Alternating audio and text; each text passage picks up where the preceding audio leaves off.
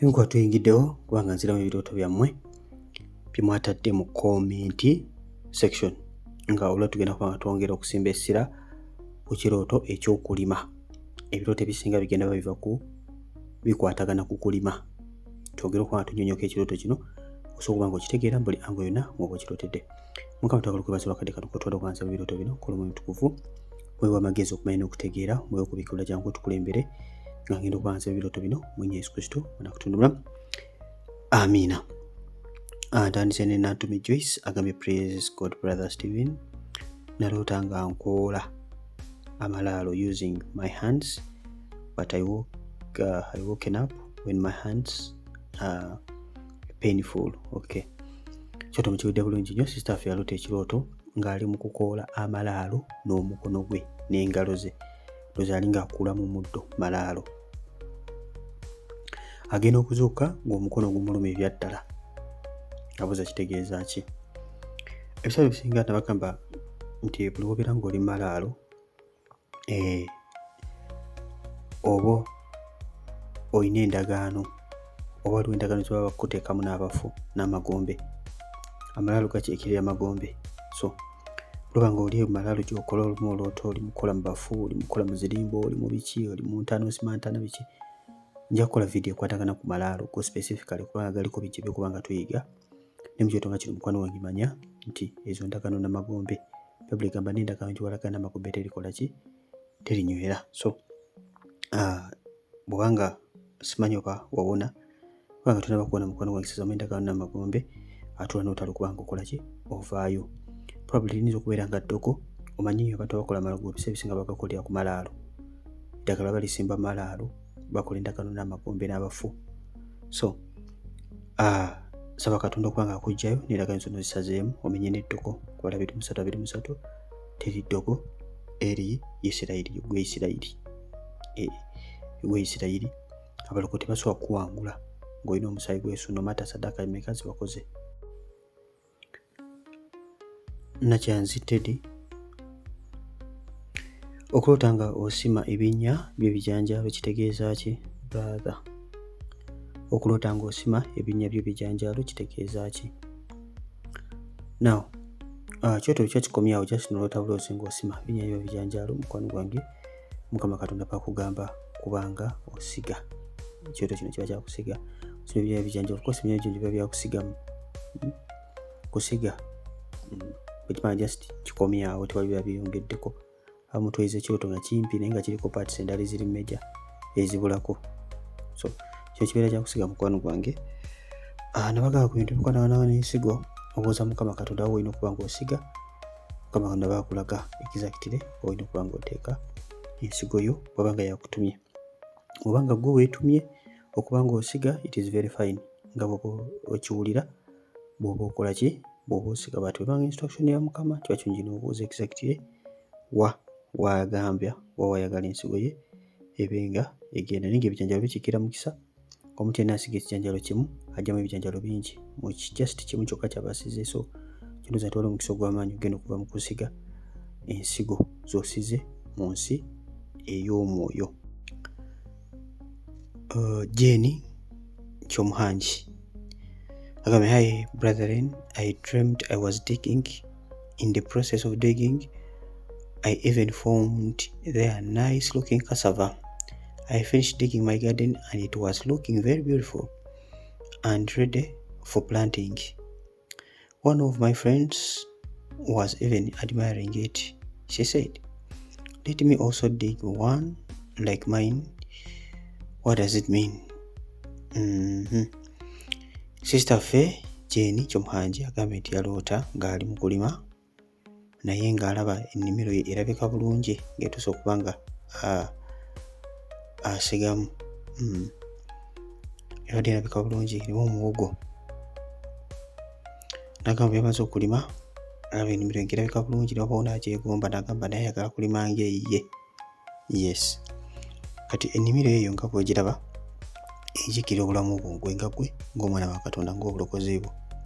So kati olaba ennimiro erabika bulungi bw'etyo Mukama Katonda bakulaga results ezo bulokozi bwo mukwano gwange bw'oyimiridde. amu oloota ng'ennimiro erimu omuddo mungi esise ng'oli ku bisambu. Mukama yeebazibwe nnyo. Oluusi oloota ng'ewaka wazise, Mukama era bakulaga nti bwa bwange oli bitakuba ng'otereeza mu nsi ey'omwoyo, waliwo ekibi, waliwo obutali butuukirivu bitakuba nga bukiriyalingibwa. So kyetooza kino Mukama Katonda ali akulaga nti wali oyimiridde bulungi mu nsi ey'omwoyo. Nabagamba nti Mukama Katonda oluusi tatulaga bibi byokka bituliko nti oliko kino ekibi, oliko kino, naye bw'otambula bulungi naye era ebirooto bw'obiraba, ebirooto bijja birungi bwe biti, ennimiro nga nnungi nnyo. So asonga zolina ennimiro ennungi bw'eti suubira ekyoba Katonda kyonna okugwamu. Ennimiro nnungi teekeddwa nga irede kuba ng'esigamu. Manya nti ttaka lyo liteekeddwa yeggwe olirede okuba ng'olisiivinga okuva eri Mukama Katonda waffe. Mukama yeebazibwe nnyo. Weewaawo Jose agambye praise God brother ne bannachosen mwenna bane babatumidde, Jose abatumidde. Brother Stephen nsaba kuntangazaako mu mbeera eno nkolera walako era mu mbeera eyo mukyala wange yafa ku mulamwa era byakola byonna tebiri ku lwa maka gaffe. Mabegako namufunako ebirooto bibiri. Ekisooka naloota nga ansiize obulwadde bwa HIV. Ekyokubiri naloota nga ndaba nziikiddwa mu ntaana naye nga ndi mulamu, wabula nga abantu abalala balwana banziikuuleyo, naye nga mukyala wange akutte ettuulu eyalinga enkumbi oba ekitiiyo, naye nga ye alaga obutafaayo obw'ekika ekya waggulu ku mbeera eriwo nga ali awo just atunula butunuzi. Mukama yeebazibwe. Nga bakozeko oli mulamu. Abalala bye bayaaya n'okuyamba naye ng'omukyala yagamba muziike akutte n'ekitiiyo kye. Mukama yeebazibwe nnyo. Naawe ekyoto kya muganda waffe n'embeera muganda waffe mugiwulidde bulungi. Agambye akolera walako oba ali bweru wa ggwanga naye kati ali mu Uganda. Kakati alaga Mukama amubikkulira, amulaga omukazi nga amusiize obulwadde bwa siriimu, ate nabatono alaga nga bamuziika naye ng'omukazi ye teyeefiirayo. Now embeera efaanako bw'eti muganda wange, mwetaaga kansolingi mwenna babiri. Mwetaaga kansolingi mwenna babiri okunoonya obuzibu buvaawa n'omukyalo ono, kuba Katonda taagala broken homes. Katonda ayagala amaka agateredde. Yes, amaka golina okugasabira muganda wange. Abamu ensonga lwaki amaka gammwe abasinga gabalemye nti ebiseera ebisinga ky'osuubira okuva eri patina wo bw'otagifuna, you react differently, you ignore the person, otandika omulaga nga batalina makulu. Nasigamba this is the case, but njogera eri buli muntu yenna. Okay, so ng'omulokole yenna ayigiriziddwa wala nga patina wo alina wa nafuyeemuko, kyandibadde kikulu okusala mu mugezi gonna okulaba ng'onoonya w'omuzza okusinga okumutereeza mu layini, then osomutereeza leeta. Mukama yeebazibwe. Abantu abali ewala abali ku mawanga basanga okusomozebwa kwa maanyi n'abantu baliko e Uganda kubanga embeera ya njawulo. Omuntu ali e Bulaaya oba ali mawanga malala alivinga obulamu bulala, n'ali ku mu Uganda osanga alivinga obulamu bulala nnyo. So mbeera efaanako bw'eti muganda waffe weetaaga kansolingi, weetaaga kuba ng'okakugwe mulaba ne mukyala wo. Kyandibadde kirungi olwane nnyo okulaba ng'olitaininga amaka go kubanga wano ebirooto byonna biraga mukazi wo kati wano ekyokusiga HIV kiraga nti ali mu bikemo eby'ekika ekya waggulu. Sawa yonna bandimutwala oba oli awo. Number 2, ekyokuba nga bakuziika nga tafaayo kuba kwawukanya ddala kwennyini. Bayibuli egamba okufa kulikola ki? Kulitwawula. Nga bakuziika nga tafaayo, nga waliwo nabibayaaya n'okuba nga bakuyamba naye nga ye takola ki? Takufaako. Kyakugenda ddala okwawukana kwennyini omuntu okuba nga n'okumanya tayagala kola ki? Tayagala kumanya. Now bino bisobola okutereera singa mufuna omuntu abayamba nayogerako nammwe. So omuntu abayamba nayogerako nammwe ng'omukyala n'omwami okulabira ddala obuzibu bufa ne common ground busobola okuba nga muddamu okuba nga mukwatagana. Obuzibu buvaawa? Lwaki omukyala ayagala kuba nga agenda? Lwaki omukyala agakweyisa bw'ati? so wayinza okuba nga waliwo obuzibu obw'amaanyi, tomuwa ssente, tomulabirira, tokola ki, akwagala obeerewo. So embeera yeetaaga counselling, kyenjagala okugamba yeetaaga counselling. Onaafunye counselling obulungi, ekimu kijja kutereera, ate n'okuba nga amaka go gasabira, oteeke mu maaso ga Katonda. Oteeke mu maaso ga Katonda omusabire, don't react. Oteeke mu maaso ga Katonda omusabire, naye nga weetaaga counselling to find out where the problem is. Ebintu ebimu tebyetaaga kusabira kwokka, naye kwetaaga n'ebikolwa ebyokwagala, ebikolwa ebyokusonyiwa, ebikolwa ebyokutegeeragana, byonna babyetaagisa bibikwano. So byonna bitambulira wamu.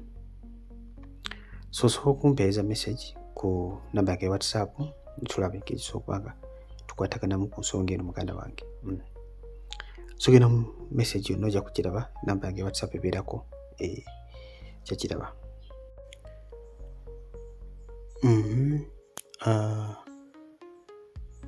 Munaaba Rachel. Okay. Praise God, Brother Stephen. Nze naloota nga ntemera lumonde, kitegeeza ki? Koota nga otemera lumonde, ndowooza otegeera nga akoola lumonde wamutemerako ettaka. Abatamanyi kulima temukimanyi ekyo, temukimanyi. Koota nga otemera lumonde, it is to work on your salvation. Yes. Kola buli mukukoola, otemera, oba oyongerako ttaka ku nnimiro yo, oyongerako ttaka ku bikata, lumonde asobole okuba nga afuna room akulira obulungi. So that is to work on your salvation. Ng'omuntu olina okuba nga weyongera ddamu okuba nga weekoleramu ddala omulimu. So kyoto ekyoto kino ng'olidde olina mu kwekola mu mulimu, Mukama Katonda akulaga ki ky'oli mu kukola ne results zaakyo. So naye nga kino kyakwekola mu mulimu, kweyongera ddala buziba, kweyongera ddala maanyi mu bulokozi, kweyongera ddala kuba nga osoma ekigambo kya Katonda okola enjiri n'okusaba, kikuyambeko okuba nga weeyongererayo ddala olabika obulungi mu nsi ey'omwoyo. Kwagala Hajira agambye nze ndoota ntema lumonde, ono tatemera mutemere n'atalonda mutema, atema ebikata bya lumonde.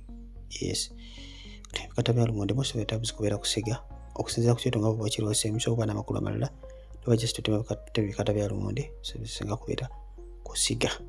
Yes, naye ebirooto bino bikwatagana ku kusiga, oluusi gwe kennyini ng'omuntu oyinza okuba Katonda agwayogirako your salvation, ng'obulokozi bwo nga ensigo, oba kiruira ekigambo kya Katonda nga weetaaga okuba nga mukwano gwange oyongereramu ddala amaanyi, kubanga osiga ekigambo kya Katonda mu bulamu bwe, kigenda okuba nga kikubeeramu ki bibala. Ensigo si ssente zokka, ensigo n'okubayo ng'omuntu, n'okuba nga osoma ekigambo kya Katonda, kubanga ekyo platform ekigenda mu bulamu okuba nga ensigo so okubeera ekigambo kya Katonda. Yesu yalaga omusizi yali asiga ensigo ezimu ezigwa ku mabbali g'ekkubo, endala ezigwa ku ttaka eggimu, endala ezigwa mu maggwa, endala zaagwa ku lwazi. So gwe kennyini osobola okubeera ensigo egwamu ekigambo kya Katonda. So olina okuba nga okola ki? Weekebera. Ofuna ekyoto nga kino weekebere, obadde operforming otya, okola improvements, ongera okusaba. Ekiba nga kya ssente, Mukama ajja kuba nga ayongera okuba nga akuwa obubaka. Ekyo ekyensigo, it is two way. Mu birooto ebimu it is a two way. Naddala abaloota nga okirialinga ekisiko, osambula Mukama Katonda most of the times abayogera ku gwe nk'omuntu okuba nga waliwo olina okuba nga osambula mu biramu bwo. Okay, so ate nyo ddayo n'obuzooma butukuvu, obanga mutuufu ekebedde bulungi, ng'olaba nti buli kimu kiri bulungi, mutuufu abajja kuddamu kuwe obubaka obulala otegeeredde akyagamba.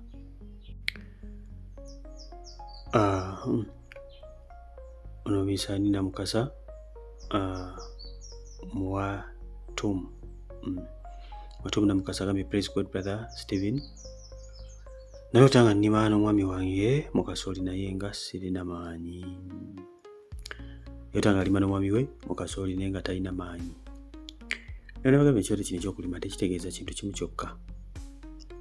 Kati okiraba kino kyoloota nga tolina maanyi ng'olima, nakyogeddeko era ndekola vidiyo ya kasooli, kyoloota olima olaba ng'oweddemu amaanyi nga tolina maanyi.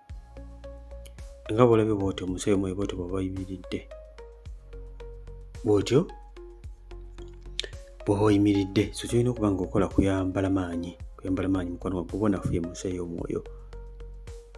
Wetaaga okuba nga oyambala amaanyi n'obuyinza bwo, wetaaga okuba nga oyimirira.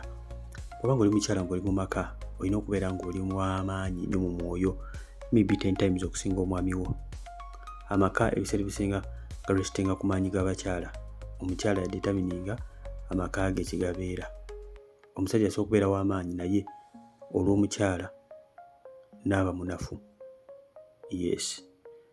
N'abeera munafu. So, abakyala mubeere bamaanyi nnyo mu maka gammwe. Mmwe mugenda okuba nga mulaba sitaani nga tanaba na kusala. Abasajja bamulaba atuuse. Ogenda kuba nga Mukama Katonda akubuulira buli kimu kyonna ekifa ku maka go. Ogenda kubeera mukwano gwe ng'oyimirira ng'osaba. Ogenda kuwangula buli lutalo lwonna. Mukyala beera mukyala musabi w'amaanyi nnyo. Omwami we talina kukusinga. Osaba ate obanga omwami we si mulokola ate ggwe. Everything multiplied by 2 nibadde omwami we byonna bizze wuwo. Osabe nnyo nga bw'oyinza okuba nga osobola ekumire maaso ga Katonda. Kubanga weetaaga kuba nga olaba nnyo mu nsi ey'omwoyo ate weetaaga Mukama Katonda alokole n'omwami oyo. Mrs. Deborah. Hello everyone and Brother Stephen. Nze naloota nga nnina wennongoosa bulungi nga neewalala nga ntemyewo ebikata era nga ntaddemu n'amalagala. Naye ne ŋŋamba ne wali weetaaga kulongoosa but like mu kirooto nali ne maama wange. God bless you. Okay. Mukama yeebazibwe nnyo. Kyoto mukiwulidde bulungi. Staff yali nga yaloota nga alina walongoosa naye agenda olaba nti ne wala weetaaga kulongoosa. Ate ebikata ataddemu n'amalagala naye nalabewala nga weetaaga kuba nga nawe wakola ki walongoosebwa. Nava mu kirooto naye agambye yali ne mami we. Manya mukwano gwange waliwo area Mukama Katonda gy'agala okuba nga olongoosa mu bulamu bwo. Waliwo area Mukama Katonda gy'agala okuba nga olongoosa mu bulamu. Oyinza okuba ogimanyi, oyinza okuba nga weetaaga okuba ng'osaba Mukama Katonda akubeekulire ne area kigy'onegerekitinze okuba nga olongoosa ate nga okuba nga ekolebwako osobola okuba nga oweebwa omukisa. Ebikata by'otatemye tebisobola kukuwa mukisa. Saidi gy'otalongoosezza tolina nsigo gy'osobola kufunamu. Olongoosa n'osiga terina okungula. So kyeroza nti Mukama Katonda akulaga nti waliwo area bulamu bwo gyetaaga kuba nga otereeza. Mukama ajja kuba nga atereeza buli kimu mukoowoole. Naluwama Robina agambye praise God brother. Naloota nga nsima ebinnya naye nga buli wensima waliwo amagi. Ebinnya byali bya muwogo kitegeeza ki Brother Stephen? God bless you. Staff yaloota ekirooto mukiwulidde bulungi nnyo ng'asima ebinnya bya muwogo naye nga buli wasima waliwo amagi. Oba teyagatema ate oba yali asibisa nkumbi naye nga buli wasima nga waliwo ama eggs. Kyenooza Katonda yali akulaga nti mu byonna by'oli mu kukola ebinnya by'olaba osima ebintu bali okola within that time. Mukama yali akulaga beera mwegendereza nnyo. Olina ky'oli mu kukola naye beera muntu mwegendereza. Be very careful. Waliwo ebintu bitukola naye ng'olina kubeera mwegendereza. Otakikola na bwegendereza you lose it. Ng'olina kikwata n'obwegendereza olina kikwata ng'ekyatika kusobola okusustaininga ekintu ekyo oba ekirabo ekyo. So Mukama Katonda alina kyali akola mu bulamu bwo naye ng'agamba beera muntu mwegendereza nnyo ddala. Beera muntu mwegendereza. Bisinga amagi gatabula kwegendereza. Vidiyo y'amagi nagikola dda batanaba kugiraba. Kuloota amagi kitegeeza ki Brother Stephen? Naginyonnyola mu ngeri ez'enjawulo okusinziira ku birooto ngeri gye bijja Mukama byakozesa okwogera wamu naffe. So kikulu nnyo okuba ng'otegeera amakulu agali mu magi. Gift Nora agambye praise God Brother Stephen, thanks for the good work. Nze naloota nga nsiga ebijanjaalo naye bwe nali malako olubimbi enkumbi n'emenyeka. Bwe natunula ku ssaawa nga ziri ssaawa 9 ez'emisana 3 PM ne nkwata ensigo eyali esigaddewo n'enzira eka. Kitegeeza ki? Thanks. sister Faru tekiwera mu kiwedde bulungi yali agenze kusiga n'ali mu luyimbiro yali atera okumalako enkumbi n'emenyeka n'akwata ensigo esigaddewo n'adda eka. Genda okutula kusanga essaawa 9 ez'emisana. Nabagambye nti waliwo essaawa eziri significant oyinza okuba nga olaba mu birooto byo naye nga mu ssaawa ezo Mukama Katonda either aba alina kyagala okuba nga akola eri obulamu bwo oba gwe kyolina okuba nga okola. Mukama yeebazibwe, it's a two-way thing. Kiba kinyuma otegeera Mukama Katonda kyakugamba exactly. Ku nsonga eno ey'olubimbi mukwano gwange kino kiraga kulemererwa naye ng'onaatera okumaliriza. Waliwo abantu abatandika ebintu mu maanyi aba natera okumaliriza bw'ati ne byonoonekera awo naye nga byonna bibadde bitambula bulungi. Failure at a major breakthrough point. Nga mutuufu onaatera okuwatula, onaatera okukikwatako naye amawulire ne gatandika okuba nga mabi gonna all of a sudden. Kikino mukwano gwange naye nga zino 3 PM kubanga osobola instruction beera ng'osaba during that time. Beera ng'okuba omwoyo gw'obutamaliriza ebyo gyonna ekikiise emagendako ekyagala okuzikiza emirimu gy'emikono gyo gyonna gyokye. Osabe Mukama Katonda akuwe omukisa. Lydia Nakaziba agambye praise God brethren, bane bw'obanga oli mpya subscribinga ku channel eno okone kade. Okona kade selecting all. Bw'obanga oli muntu atafuna notification ddamu unsubscribing oddemu subscribing buto okone kade oselecting option ya all. Kitegeeza nti buli video yonna gye tunaateeka bajja kuwa notification obeere nga ofuna content mu budde. Please subscribe and click on the notification bell so that you don't miss any single video anytime we make one. Waka buno mbulaikinge buli video yaffe yonna gy'ojja okulaba. Soko tukawo gy'oka like kagiyambako okubanga etambula. So mbulaikinge obubaka buno obusharinge n'abalabe nga bayiga ebintu bino tetuyiga ffekka. Ffenna tuli mu beegumu kwa Kristo. Lydia Nakaziba agambye praise God brethren, nze recent naloota nga nnima ne brother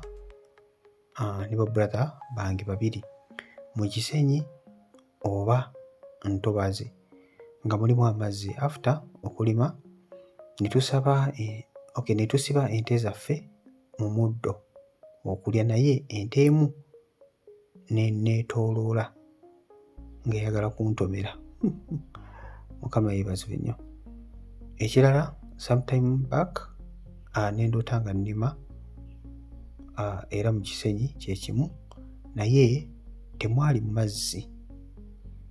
Nali ne taata wange, my baby boy, my young brother ne others. Ennimiro yalimu muwogo ali ready to harvest. After ne tutyaba enku naye ekinywa kyange kyali kinene okusinga eby'abalala. We went home with the firewood and water.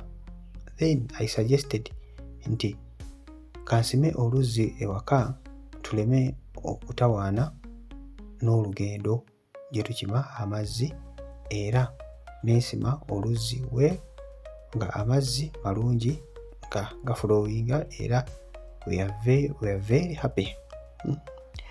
Kyoto kiwanvu mukko mwe bali kubeera happy. Naffe tuli happy kulwamula okufuna oluzzi ewaka badde mutawaana mu nsi ey'omwoyo. Anyway, budde ekyoto kino kyatandikidde saffe gyaloota ekyoto nga nyine bagande babiri nga bali mu kisenyi oba lwayise obutobazi naye nga mulimu amazzi ne basiba ente zaabwe naye nti neyagala omwefuulira omutomera. Mukama yeebazibwe nnyo. Now ekyoto ekyokulima olutobazi luno omuli amazzi, ekyoto kiba kyakwegayirira eri ewammwe kw'ennyumba y'ewammwe. Regarding ku zino ente ze mwasiba ezaagala okwefuulira, ente zino zikira emyoyo egifugira mu nnyumba y'ewammwe. Ente ezo zikira emyoyo egifugira mu nnyumba y'ewammwe kati beeyagala okwefuulira. Of course emizimu tegisanyukangako n'akantu n'akamu, tegisanyuka ne bwegikolera ki. Ate ne lubaali ne bwemugamba mumutereeza mutya talakola kitatereera kubanga giri mizimu myoyo mibi. So ente ezo kikira emyoyo gye mibi gyagala okuba nga gikwatakinga. Those are familiar spirits. Myoyo mibi gyefuulanga gitalina buzibu naye nga mu butuufu gya kuzikiriza. Kati katojja girindo jagizikiririzawo ezo ente ezo kyabwokya mukwano gwange. Number 2, ogambye waloota nga muli mmera mu kisenyi ne baganda bo nga kuluno temuli mazzi, ng'olina omwana wo omulenzi, olina muganda wo omuto, voice young brother, mu nnimiro ya muwogo naye nga ready to harvest, n'otyaba enku n'ekinywa kyo ne kisinga ekyabalala. Ne mugenda ewaka n'amazzi, ne mugenda ewaka n'enku, no suggesting okubanga basima oluzi ewaka. Ekyoto kino kitegeeza kiro kino okusima oluzi ewaka lwe wasima Mukama bakulaga mukono okubanga oyingira mu kwegayira ku ennyumba y'ewammwe. Gwe Mukama gw'alonze kiri ekinywa kiwalabye ekinywa kyo kubanga kisinga ebyabalala. Ne Yusufu ekyoto kino yakifunako nga ekinywa kye ebyabalala byonna bigudde ekye ne kisigala nga kiyimiridde. And they followed in a way that byalinga bivunamira ekinywa kya Yusufu nga nekyakitayo kitadde n'ekya maama we. Mukama waffe obulungi yeebazibwe. So kino kiraga Mukama Katonda agenda kukusukkulumya okusinga abantu bonna mu nnyumba y'ewammwe. Agenda kukusukkulumya era gwe Mukama gw'alonze. Bw'oba oli mulokole yenna Mukama Katonda nga gwe yalokola mu nnyumba y'ewammwe, Mukama gwe aba yalondayo okumuleetera abantu bonna basigadde bali mu nnyumba, kuyita mu kwegayiriraako, okubabuulira enjiri n'okubasabira. Mukama yeebazibwe nnyo. So kyesuubira nti Mukama Katonda akulonzeeyo, agenda kufuula muntu wanjawulo, agenda kukwesa kubanga ajjayo ne bana balala bonna. Eno oluuzi lwalabye ebiseera ebisinga oluuzi lukiikirira ensuula ez'amazzi ag'obulamu nga ye mwoyo wa Mukama, omwoyo omutukuvu ajja kubakyalira. So beera nga weegayirira, abeera ng'osabira ennyumba y'ewammwe, ng'ogisiibira okukkiriza Katonda. Mukama agenda kukolera ekisa. Saba Katonda asenka abulizi b'enjiri akwate ku mitima gyabwe abakyuse. Mase Monique agambye, praise God Brother Stephen, I always dreamed planting cassava. This time around I dreamed that I had dug and cleared my garden very well, and it was really looking good, and I wanted to plant cassava there. So when I went to plant, I found that my ex-boyfriend is planting for me and had reached halfway. I was so annoyed and complaining to him, who told him to plant my garden. What does that mean? God bless you. Okay. Staff yafunye ekirooto nga agambye yaloota nnyo nga asimba ennimiro za muwogo, planting cassava. Nja kukola ebirooto ebikwatagana ku muwogo specifically kubanga nfunye ebirooto bingi bimulaga ebikwatagana ku muwogo. So with time nja kukola ekirooto ekikwatagana ku muwogo, twongere okuba nga tumunyonnyoka awawo ekyalumonde ekyo nakimala nebyagala okufaanaganamu. Okay. Agambye yaloota nga ennimiro alima asimba muwogo, alibeera mu nnimiro za muwogo kaseera. Nalaba nga ate yalimye yatongosezza ennimiro bulungi, agenda kusiga. Kati ate agenda okuba nga agenda kusiga muwogo we, agenda okusanga nga ate boyfriend we oli ow'edda gwe yavaako ex nga yamuyambyeko ow'omukwano n'amusigirako ekitundu ky'ennimiro, ali bize nnyo. N'awulira obusungu n'atabuka. Lwaki ani yagambye okusigira wano eno muwogo? Kitegeeza ki? Ekyo kino kitegeeza mukwano gwange nti omulabe sitaani, Bayibuli egamba sitaani yajja okubba, okutta n'okola ki? N'okuzikiriza. Omulabe sitaani ayameesinga ku n'ennimiro yo, boyfriend wo, okuyita mu ndagaano ezo. Tomala okutereeza ebintu byonna n'omulabe sitaani najja n'abikola ki? N'abyonoona ng'asigamu eŋŋaano ze embi. Bayibuli egera ku musizi yasiga eŋŋaano ennungi, naye omulabe we najja n'asigamu eŋŋaano embi. Katono ex boyfriend ogulaba akusigidde muwogo era wadde mutuufu onyiigiremu, manya nti ono akusigiramu bibi mu nnimiro yo. Kyolina okukola kubanga osazaamu enkwe z'omulabe sitaani zonna za programizo okutuuka ku ndagaano zo n'ekisa ono, okubanga olagira buli kisimbe kyonna ekyasimbwa ku nnimiro yo kubanga kisimbulwa nga kyandika Matayo 15:13, buli kisimbe kitango mu kyatasibwa kirikola ki? Kirisimbulwa. Mukama yeebazibwe nnyo. Engano y'omubi oba ensigo z'omubi zonna zasize mu bulamu bwo, mu magenda go, kubanga akwonoonera. Buli wootegeka ekintu kyonna omulabe sitaani ajja n'abyonoona, byonna bizikirire and you never come back in the name of Jesus. So manya nti mukwano wange kiba kyamulabe kwonoonera, ng'omaze ddala okusiiba, omaze okusaba, ogenda kulisiibinga, omulabe najja n'abikola ki? N'abyonoona. Ex-boyfriend we jjajja nga ayonoona ebintu byo. Naw kyolina okukola kwekebera gwe ng'omuntu obunafu yeemu. Abamu ebirooto bino byaba X si lwa ndagaano z'aba X naye lwa bunafu. Gamba Katonda akozesa ekirooto ekyo kimu. Olwo oluusi Mukama ekirooto ky'alonda mu bulamu bwo nga kyakozesa omusiite buli kaseera ku buli kimu. Olooto ozze mapega ogenda kufiirizibwa, olooto oli bulungi, bw'osi kirooto kye kimu nga kijja mu ngeri ez'enjawulo. Kati ekirooto kino ekyaba X oluusi kijja naye nga mu butuufu ekikireese lwa kubanga Mukama akulaga you backsliding oddayo mabega. Alyoka kuleeta ekirooto kiringa oddingana neti olina X omutambula kulaga nti ozze emabega, oli mu bikadde, oli mu X byo byekola kibyotambuliramu. Sarah, God is love. I dreamed digging holes for playing, but there was a man helping me to put the maize seeds, and also I had a dream where I found a woman who was white and she was telling to sleep in the bed straight with my hands like a dead person, and I told her I can't sleep there. That was for her.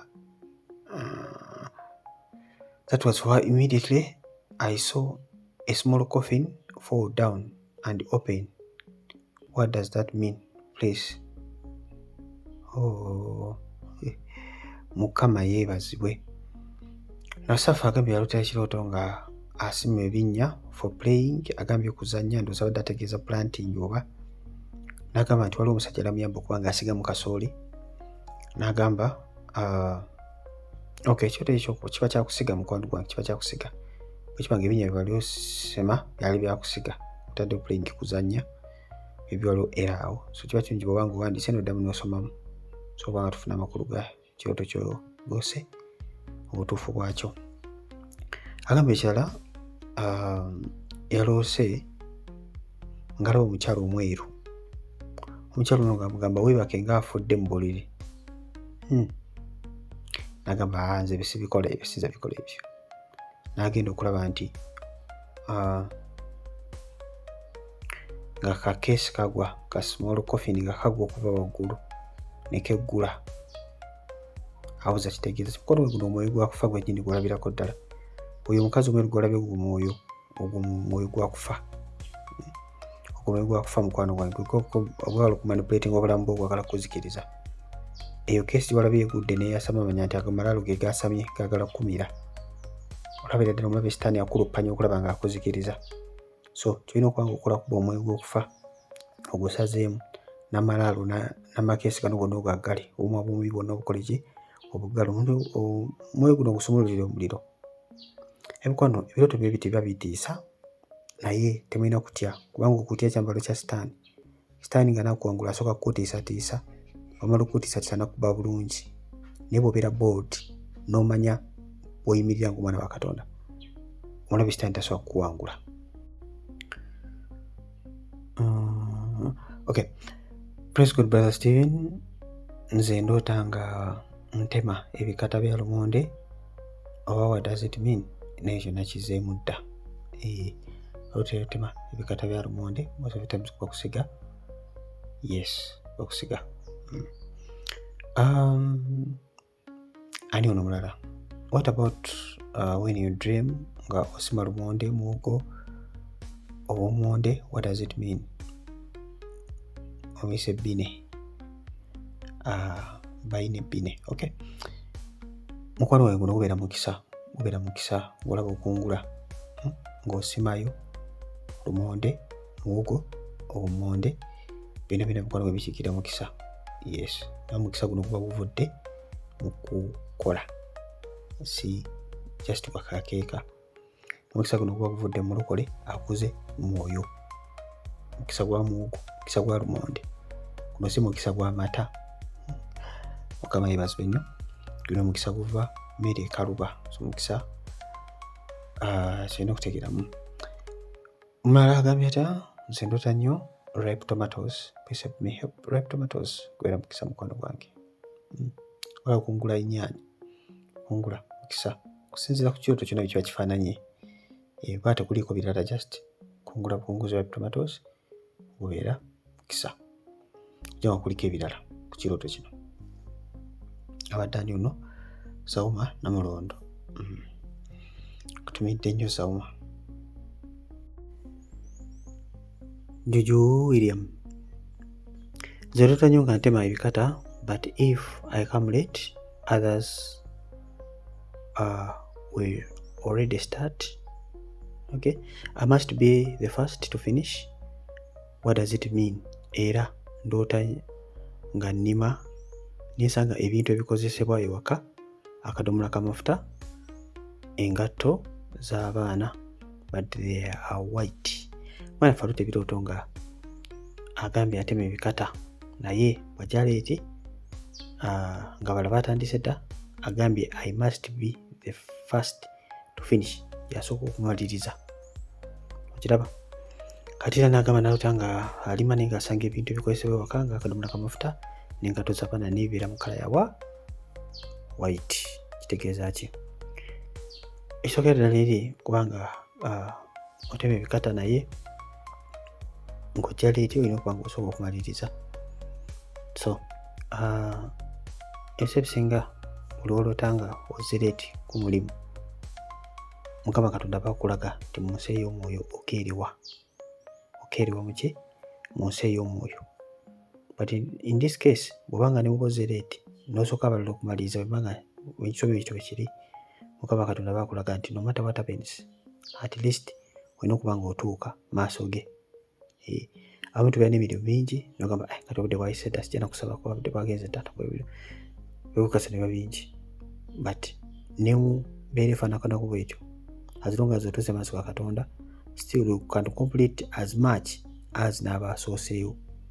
Tekitegeeza nti n'oddeyo weebake obudde mu tulo oba okola otya, no. Kitegeeza nti no matter what happens, tofunanga excuse yonna, better late than never. Olina okuba ng'okiika maaso ga Katonda buli lunaku. You complete as much nabale bandi completinze bw'obanga owaddeyo maaso ga Katonda without any excuse, okulaba ng'okola ki? Okiika mu buli kimu kyonna kyonna okuba ng'okola mu bulokozi muno. Nekyakugambye nti oloota nga olima osanga ebintu ebikozesebwa nga akadomola k'amafuta n'engatto z'abaana kala ya white. Now kino kikulaga eddala results zigenda okuva mu kiri ekiri waggulu, ekiri ekiri waggulu ng'olima n'osanga ebikozesebwa Mukama alaga through your works, through mu kumunoonya, through mu kunyiikira, ogenda kuba ng'ofuna ebikozesebwa, ogenda okuba ng'ofuna bye weetaaga, your needs. Akadomola k'amafuta kakikira anointing, engatto zikira magendo, engatto z'abaana zikira magendo, oli mwana wa Katonda. Now kiki olina okuba ng'okola? Oddayo kiri ekiri waggulu nti no matter what happens, olina okuba ng'onoonya Mukama Katonda. Obugabirizi bwo, obuyambi bwonna buva mu ggwe, buva mu Katonda, si mu ggwe. Buva mu Katonda bwennyini. Ndoza balima nga abaloota nga mukungula, mulaba bimulina okukungula, odomola w'amafuta, engatto z'abaana ate nga ziri mu white. Okay, kyekyo muganda wange Mr. William, Mukama akuwa omukisa, nyiikira okunoonya Mukama mu buli mbeera yonna. Ajulu Topista agambye nze naloose nga nsiga ebinyeebwa ebigambo ebizikawo sibitegedde empanvu, n'abantu bangi abamu basibe mu yunifoomu, abalala mikwano gyange, nga nze nnina soya gwe tulya ne mikwano gyange, nga mbadde mu kusiiba nakwana. Abadde mu kusiiba nakwana aloose ali mu kulya soya ne mikwano gye, naye nga bali mu kusiga binyeebwa n'abantu bangi nga mulimu n'abasibe. Kyoto kino kitegeeza ki mukwano gwange? Kino kiragira ddala identity, oba kiragira ddala uniformity, okufaanana. My Bible egamba etya? Egamba two people cannot work together unless they agree. Abantu tebasobola kutambula babiri, tebasobola kutambula wamu kukyako nga bakoze ki? Bategeeraganye. So olaba ng'oli mu kukolagana n'abasibe n'emikwano gyo, kikulagira ddala bondage, kikulagira ddala obuki? Obusibe. Ku identifyinga n'abasibe kyolina okuba ng'okola mukwano gwange kusaba, ogambye oli munakwana, so Mukama Katonda akujja akutolose, Mukama akulaze ekyokusabira, akujja kwawula ddala ku basibe bano. Tewali nsonga lwaki oba olina basibe bano bebusigana b'ebijanjaalo. Nobeera busibe bwennyini mukwano gwange, so wekutuleko ddala ku ndagaano zonna ezikwidentifyinga n'abasibe. So Mukama Katonda akutolose. Bayibuli egamba whoever the Son sets free is free indeed. Mukama gwaffe ow'eddembe abeera wa ddembe ddala. Oyo mwana gwaffe ow'eddembe abeera wa ddembe ddala nnyo. Baine again. Okay, praise God, brother. I'm saying brother Loni Katonda wange. Me, I dreamed when we were digging with my siblings, digging a very tall bush, and my sister didn't want to dig tall. She didn't want to dig. I was complaining about her, and then my mother told her to go back home and cook for us food. What does it mean? Kino kiraga ki mukwano gwange? So brother we yalese kirooto nga bali mu kulima ne sister we ne mama we, naye ate nga sister we tasobola kulima, n'agamba nga talina byalima. Ono n'amuloopayo n'akomplaininga. Mama n'agamba genda ali afumba emmere. Tunaamusangayo, tunaasanga emmere waka. Advantage z'okuba omunafu, ofuna pass. Kino ekyo kiri Mukama Katonda bakula kwegayira kula family yo. Family yo banafu munsi ey'omwoyo, bayinza bati bana banakulokoka ne beegayirire mu maaso ga Katonda kubeera ng'obeegayirira. Ate n'ekirala ekyo ekiko kyolaba ekiwanvu kyotema, manya bye bizibu oba zi challenges eziri mu family wammwe zolina okuba ng'okiryalinga. Yes. Obanga weegayirira kula baganda bo ate nga bw'olwana olutalo kuba ng'okiryalinga byonna ebikutte family wammwe mu linnya erya Yesu. Lilian Namara. Olotanga okabala olusuku kitegeeza ki? Ng'okabala mu lusuku, it is okabala ebiseera ebisinga it's hard work. Mukama bagamba yongeramu amaanyi. Okabala mu lusuku, olusuku ebiseera ebisinga lukiikirira bulokozi bwo. Gyegenda video gye nakola ekwatagana ku lusuku, kulota olusuku. Kulota olusuku kitegeeza ki? Brother Steven oba kulota ebitooke kitegeeza ki? Brother Steven ajja kuba ng'ofuna details ezimala ku nsonga zino ez'olusuku. But you need to work on your salvation. Okuba nga osaba osoma ekigambo kya Katonda ng'onoonya Mukama. Maria, praise God, brother. Me, I dreamed I was heaping potatoes and putting potato veins, and near my garden I had a neighbor already heaped his in it, was in a stage of falling down. What does it mean, brother? Thanks. Kino kiraga mukwano gwange muntu kutika bizibu bye. Obadde olinawo heaping ebibyo, kati naye heapingako ebibye ate byagala kugwa. Uno muntu abeera kutika bizibu bye, kati Mukama Katonda akubikulire. Si buli kintu kyonna olina okuba ng'okyetika. Oba toyinza okuheapinga ebizibu ebyo nga byagenda kusuula busuuzi. Olina okuba ng'omwoyo w'amagezi Mukama Katonda akubikulira wa, olina okuba ng'oyamba, olina okuinvolvinga mu si buli kimu kyonna nti mulokole olina okibookingamu emikono gyo oba teekamu ssente zo okuteekamu ebibyo. Olina okuba ng'olungamizibwa mwoyo wa Mukama. Mikono kakumaawo mbeere bulungi, mweraba. We are the chosen ones, shining like the morning sun, walking in His holy light, guided through the endless night. Faithful hearts and hopeful eyes, heaven's calling, we will rise. Blessed and strong, we won't bend, in His love we'll ascend. We are the chosen generation, the beacon of His creation. With hands raised high, we touch the sky. In His grace we find salvation. Together we face the storm, heart to heart. We are born in the glow of His embrace. Every trial we shall face, in His name we stand as one. Every race beneath the sun, bound by love will never break. In His truth we awake.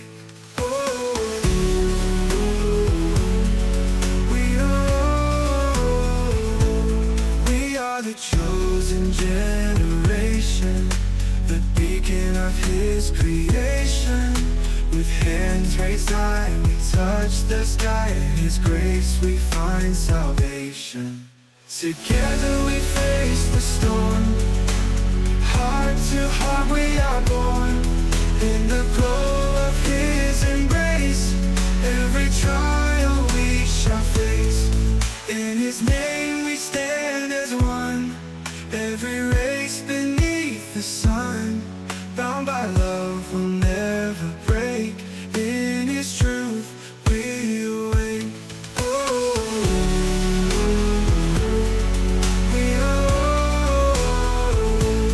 we are the chosen generation, the beacon of His creation. With hands raised high, we touch the sky. In His grace we find salvation. We are the chosen generation.